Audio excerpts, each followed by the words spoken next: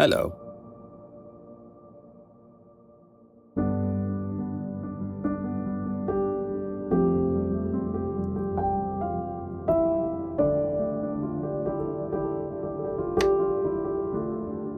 This is the felt piano from Mega Magic Keys.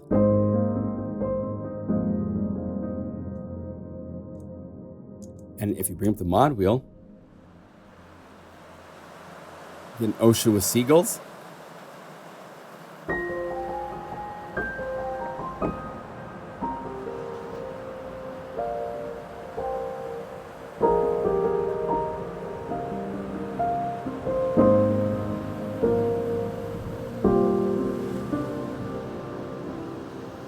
So we're going to look in this one topic tips at GuruSampler.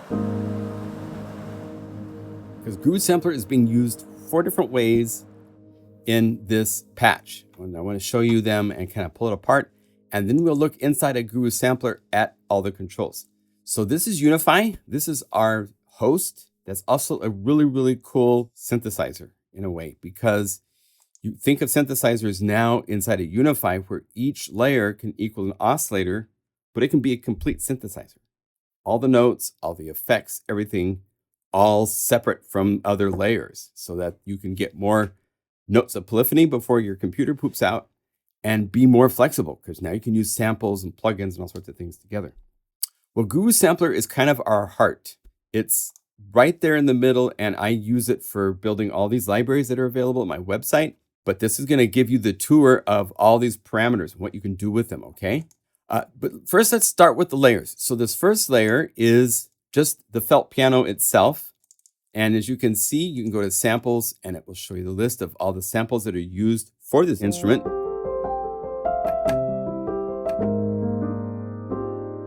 So this is just a dry piano. The second is a layer, and it's totally different samples where I have just reverb only as samples, right? And you can layer that with the piano, and it just becomes this really beautiful. And you can shape this with the tools inside of GuruSampler, plus effects if you want. You can also like replace the piano with another piano from Keyscape or Ivory or whatever you want. It's really easy to do. Now, this third layer is using TriggerBox, and it's playing note off samples that are by the instructions of TriggerBox. This is a MIDI effect that we made where it's set right here on input notes, note off, triggers, always. And then the probability is here. And if you go to load preset, I have default presets for all these different ways of using TriggerBox. Delay notes to an 8th note. Sound plays on note off sometimes, sound plays on note off all the time. Sound plays sustain pedal on, sustain pedal off, and stuff like that. C4 plays with modulation wheel. That's what I used for this 4th layer, because now the modulation wheel triggers a sample. So any MIDI CC number, right now it's set to show the details for MIDI CC number 1. But you could use any MIDI CC number you want to be the trigger that TriggerBox is listening to. You can even have different layers with different trigger boxes set to different MIDI CCs to be going on and off when you want them to come on and off. On top of that, I have a macro knob set up for the volume of this to go from nothing, so that way I get a swell. So if I didn't have this, if I turn this off, it's just note on, off. And as you can see, there's a long release because the envelope here is set to be a long release. If I set this to be a short release and like this, and then I set my volume back up. Now it's on and off, right? So you can set it up if you so desire to where you can have it do nice volumes and all that kind of stuff. So now, and this is just one way to use the tools in Unify. We've made so many crazy libraries with BPMs, starting drum grooves, and all sorts of things by notes and by mod wheel, and all sorts of fun ways of working. I'm always finding new ways to do things. And sometimes, like TriggerBox, I was going to make this piano library, and I needed to be able to have release samples. And so I talked to Shane, we made this effect so that I could make the library. So it's really fun how Unify has kind of organically developed over the last couple of years. There's a lot going on in here that's really, really fun. So let's go init, and I'm gonna take this down an octave. And I'm gonna go over here, and if you click on this little bullet, this is where you choose your plugins. At the very top of the list is the instruments that are included with Unify. So you've got OBXD, which is our analog synthesizer, the Oberheim type of a thing, really, really wonderful synth. DX is FM synthesis. Digits is a form of phase distortion, and Shane rebuilt this interface with the newest beta release that we did. So this is a totally different interface. It's the same, but it's been updated and it works. And we're going to go over here to the instruments at the very top, and GuruSampler, as you can see. Now, this engine is interesting because Shane actually developed this engine before Unify was ever created. He made this sample engine, and it was put into use in a couple different iOS-based iPad, iPhone apps. There's Digital D1. There's a couple others that there's literally hundreds of thousands of users using an early version of GuruSampler, but it was not called GuruSampler at the time. So what we have here are pretty straightforward tools, but there's a couple little left and rights in here that are kind of fun that I had included. So I will show those two as we go. Let's do this. Let's go to the way that the interface works. Right here's where you choose from your directory. So say that you have your libraries loaded. You can look here and say, oh, I want like modern cinema. And here's like all of these guitars. Some of these will load up literally hundreds of samples, up over a gigabyte of samples loaded for all of these samples to be used. Velocity switching. And even each of the 4 ranges has round robins. So you can do release like.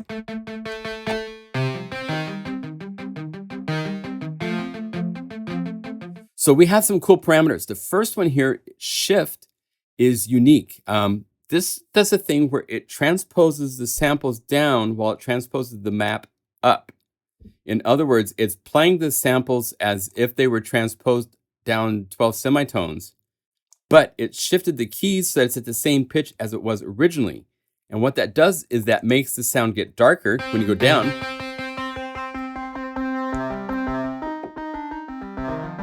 And if you go up,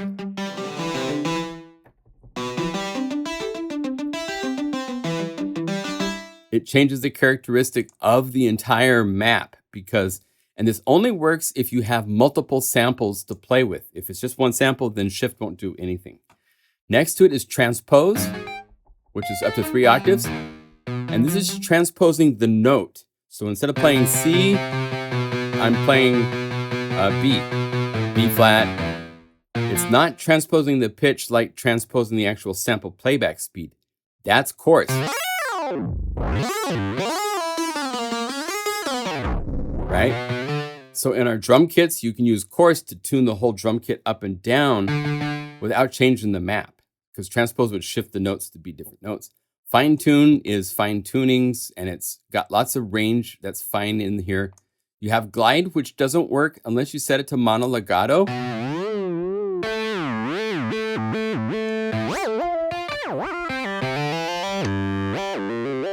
Now you have the ability to do glide. If you have any other mode, it's going to be grayed out, because when it's doing mono re-trigger, which means that each note gets a new re-trigger, it's not going to be able to have glide. Mono legato does. Right? So you have that available to you. Attack, decay, sustain, release, pretty standard. The shape is really nice. I worked with Shane quite a bit to get so that the attack had just the right amount of slow and speed for attacks to make cool synth pads. Release and all that stuff is good too. Down here, you can change the samples to play reverse. Right? You can change the sample start. Let's do this. Let's go to a drum kit. Do I have any drum kits in this library? Let's go to a different library. Let's go to like United and go to drum kit. Never surrender. right? Sample start will go later into the sample. And for a lot of samples, you want to change the sample start to 005. And that gets rid of any DC offset click. It's like the smallest value that gets rid of clicks. If you have this at 0 and you're playing like a sine wave, you might hear a click. So just FYI. And then on top of this, there's random. And you can choose the range of how much of the sample. Hear how sometimes DC clicky. Put this to 5. That's not clicky. Okay? So this gives you the ability to take samples, say you're going to do something like a guitar or a synth part, all sorts of things get really, really cool when you do.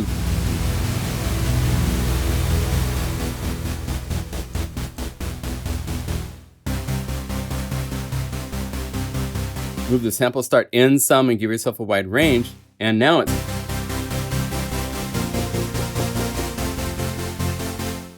If there's no random, you're just starting at the beginning.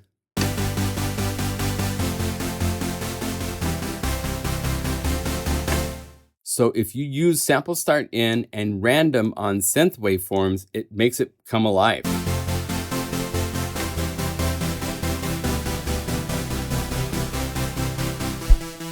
Because it's playing at different places, which means it's getting different phase, which is what analog synthesizers give us that we love. It's not that machine gun of every note.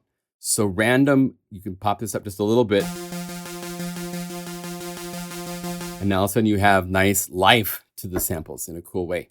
Now right here is the ability to choose all of the samples or just one of the samples. So if you choose a high pitch sample like this, then it's mapped.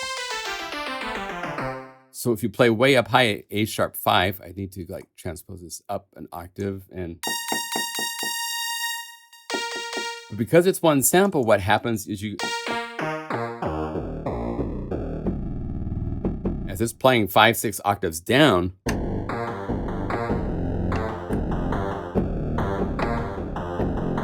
you get a really, really cool vibe. This is what Omnisphere does. It can only play one sample across the keyboard for a patch. So if you want, you can choose one of the samples that you want it to lock on and have that be what it is, which is a whole different sound than if you have all the samples. Here, down here, it's really bright. Up here, it's. If you choose just a sample and it's really high, then down low, it's going to sound really dark and moody. And if you go the other way, and let's say G1, so that's the original sample when you're playing up here.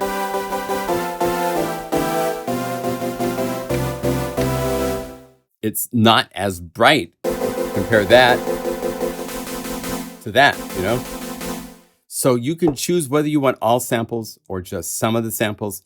It can get really cool and carried away if you want, because we now have controls in the macro knobs where you can have a knob changing and actually spinning through the samples. So you can set it to just one sample and use the knob. In fact, here I can show you, I'm working on a new library, Chili Pop, where we could say like 85 beat per minute phrases. And this, so I got to go over here to my DAW and say 85 beats per minute. And I now have a guitar phrase and a drum groove. If I change my phrase, and if I bring this down so you can see what's going on, I've got the chord progression, and right here it also says the chord progression. So as you move the knob,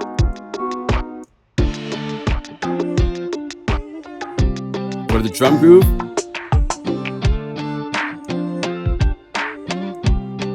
and then above that,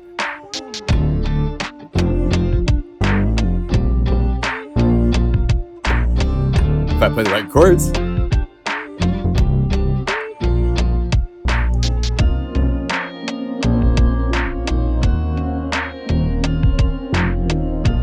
right?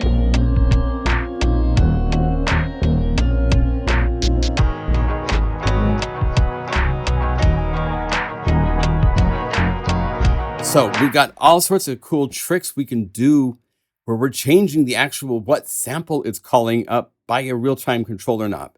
So you can use this for all sorts of really cool tricks if you want to get into it. Again, I'm going to get more into these kind of details in a future video. But to take a look at the mod assignment, you need one knob set to variation. That's the thing that changes up here at display. And then you need another one set to the oscillator sample select from inside a GuruSampler. Go to the GuruSampler, and it's right here, oscillator 1 sample select. That is the one that lets you change the samples. And then variation, what happens, let's just carry this out for 1 second more. If you go to the library folder, we're not afraid to get a little deep today in this video. So if we go over here to patches, to libraries, and we go to Chili Pop, there's a media folder. And in here is where you would make, this is the phrase. And here they are, all of them in a text file. You start with all samples, and then you have each one equal each of the multi-sounds. You can, even as you can see, the samples have a name assigned to them. So it's not just sample 1, 2, 3, 4. That is because inside of Unify's sample folder, samples, when you look at the samples, next to the FCC files for these phrases, there's a text file which has that map, but it does not have all samples at the top of the list. So the sample map is just for the samples here, and they all say the same chord progression because this is 54 different variations of different phrases. There's only one in each one of these. This whole library, actually, quite a few of them have up to 8 variations. Really, really cool library. So this will be coming out in August, so be on the lookout for that. But what happens is, by giving the text file the same name as the sample map, that makes it so that Unify is going to automatically look at that file name and name each of the samples based on that text file. And then over here on the save page, you go over to the variations and you click right here, and you can choose from their list of variations if you have a media folder and you have text files inside of there. And if I say Chili Grooves, then what that means is that now when I move this knob, it's going to say the names of the drum grooves, because that's what I set that up for changing drum grooves. And if I go, no, I want that to be changed and show the phrases, then I can go over here, and now we're back to showing the phrases.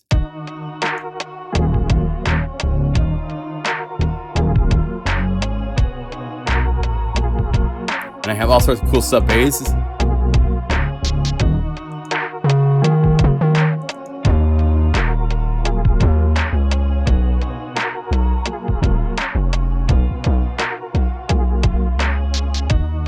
So it's going to be a cool library when it comes out.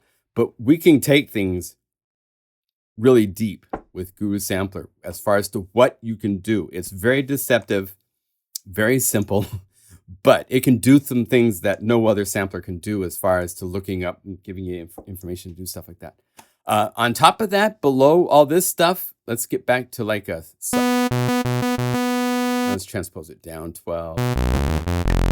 So we have a filter, which is off by default. Turn it on. Here's your envelope for the filter. Here's your envelope for the volume.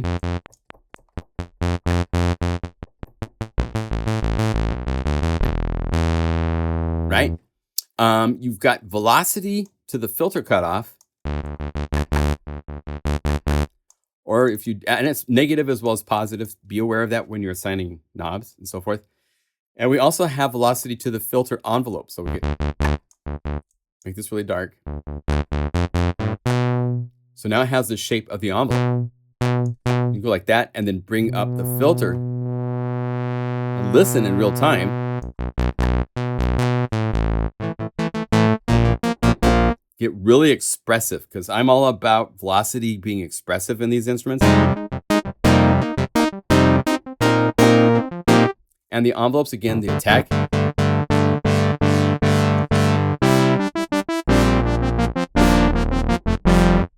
As far as resonance. And we have 12, 24, 36, and 48.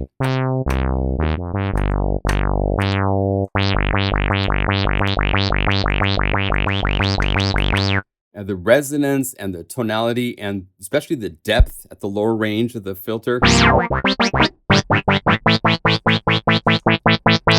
All change based on what dB level you have for the filter for the slope. Key tracking is here, which is very nice and useful. It's able to be inverted. And then you get to the bottom controls. And this is where there's all sorts of fun things to play with. Oh, by the way, there is a gain stage here. So if our resonance doesn't get really squelchy, we might make future filters and might need to have this. So we have a gain stage control right here in the filter.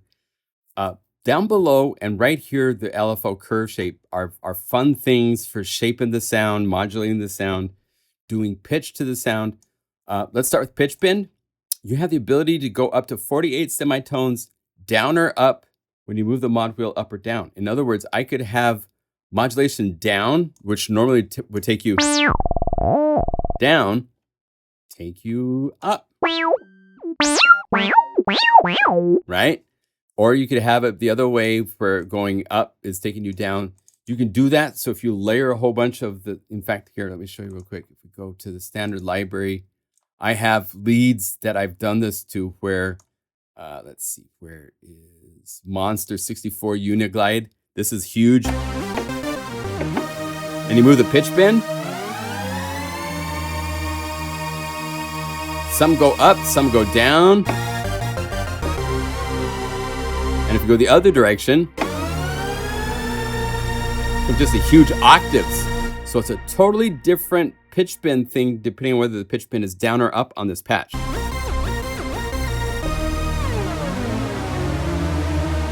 And it's got that gliding THX effect. That's because of lag. Lag is the ability to slow down so it doesn't do it at the same speed that you do it. It slows it down to be nice and slow. And we have lag over here for the modulation wheel as well. So I'm gonna hold down Option and hit Init. That makes it get rid of everything except layer 1. So we're back to, let's kill the effects. Okay. A few other things that are really, really cool. So the lag lets you take the pitch. And as you can see, pitch bend down is going up 2 octaves. So, right? So that's how I got to do the chords. Some layers were doing plus 24, some are doing plus 5, some are doing minus 12, minus 24, whatever you want. Each layer can have its own pitch bend settings, which is unique. You can't do that inside of most synthesizers that have, you know, unless you're using multiple patches and so forth. But this way you can have each layer be different pitch bend settings. The LFO is very powerful now. It's more than just an LFO. It's got a custom shaped LFO that can also be treated as an envelope in a way. So if we bring our filter cutoff down,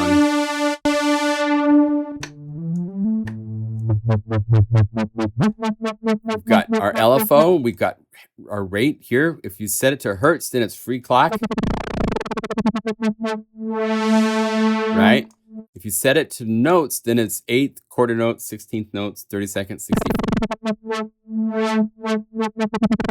I like that versus, and then if you want dotted or tuplets, those are different options here because I'm not a big fan of LFO speeds going with all the different tuplets and double dotted times at the same time as 8th quarter notes, because this way you could say saw down or something like that. You know, you can do this kind of stuff if you want. Right? Now there's a sync button because when you're getting clock, this allows it to keep, even if it's slow,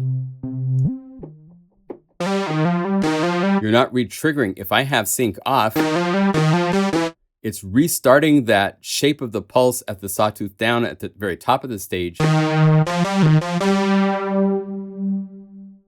Right? If I have sync on, now it's running to clock as long as I play legato.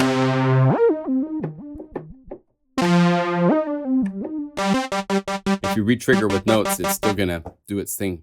But it's very, very useful to have that so you can do things where you have a groove going and it's doing a nice slow shape and it doesn't get interrupted. You have amp control for volume. Right? Now, as far as LFO shapes, you've got your traditional sine, triangle, square, saw up, saw down for pulsing. You've also got random, sample and hold. Oh wait, I need to do filter cutoff. Random, it's gliding, whereas sample and hold is, your spaceman kind of stuff. So, right? And then custom lets you use this custom envelope shape to make your own pulse shape, anything you want. You can have it do a really cool slow growth, double click to add additional segments, and then slow this down. And if you put this amp to 100%, then this becomes the new shape of the amp. And if you set it to one shot and you set it to unilateral instead of going for positive and negative values. Oh, gotta turn off sync. Now it's an envelope. So you can have this be anything you want. It's now able to be synced to clocks. So you can do clocked envelopes that will take their time doing shapes and stuff like that. Really, really nice for all sorts of stuff like that. And then finally, we have modulation wheel. This is assignments for pitch, filter cutoff, the LFO for pitch, right? Or cutoff. And then we have another lag processor here. And what that's really, really useful for is, say you have, and you want the modulation wheel to bring up the filter cutoff. Right now, it just is following what I do. Bring up lag. No matter how fast I move the mod wheel, it's now slow.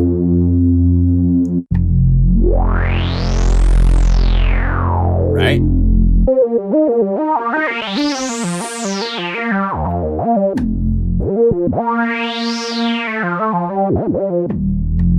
So there's a lot to GuruSampler. Lots of places to play, doing different things. We added in the latest version the little lock. This allows you to lock this waveform. So if you're doing things where you have like 4 different shapes, I did a library called Patchmaster Pro, which is a Pro 1, Behringer Pro 1 I sampled. And I made these really cool round robin. Everything has 4 samples. I did 4 passes of the same sound. And this is where it's in stereo.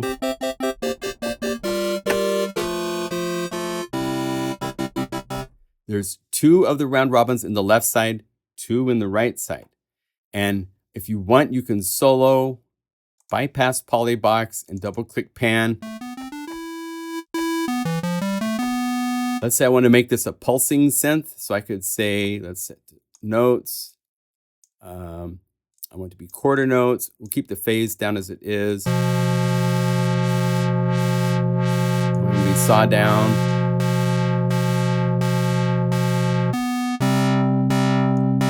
Right? We want 8th notes. And I want all the other parts of this round robin patch. There's 3 other patches that need to have the same setting, right? So if you go to each one of these other ones and you lock the setting, this is set to clean 2, clean 3, and clean 4. By hitting that lock, I can now go over here, and we've added some shortcuts in the latest beta. You can go down here to copy and paste state. So if I say copy state, there's a shortcut now of holding down Control and Shift and clicking that. That also will copy the state, and then holding down Shift, that's the same as paste state, which if I go down here, I could say paste state, or I can hold down Shift and just click these bullets, and I have pasted that shape of this. As you'll see, it's now got the pulse, and it's got the LFO all set up. And if I have everything turned on and this over here to the left, it's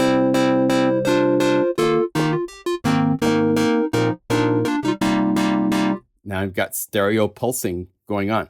So we added a little lock for that type of functionality. Again, some of these things are added because I need them as tools to help me easily do a library that I've thought up that I want to do.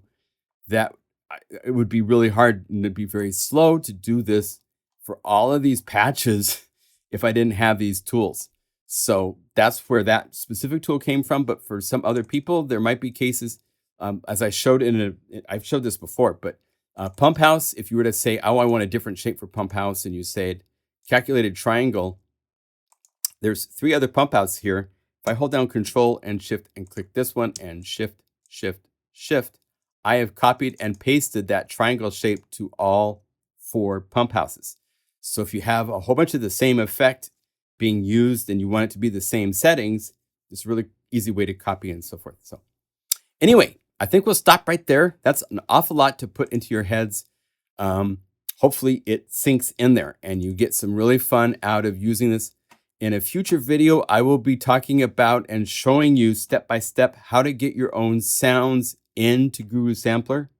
It's not as hard as you might think. It's actually pretty easy and it's really, really fun. And we all have way too many sounds on our hard drives, sample-wise, and it's fun to put them into Unify and use them. So we'll see you in the next video. Thank you for your time of watching. I appreciate it, and I hope this helps you, okay?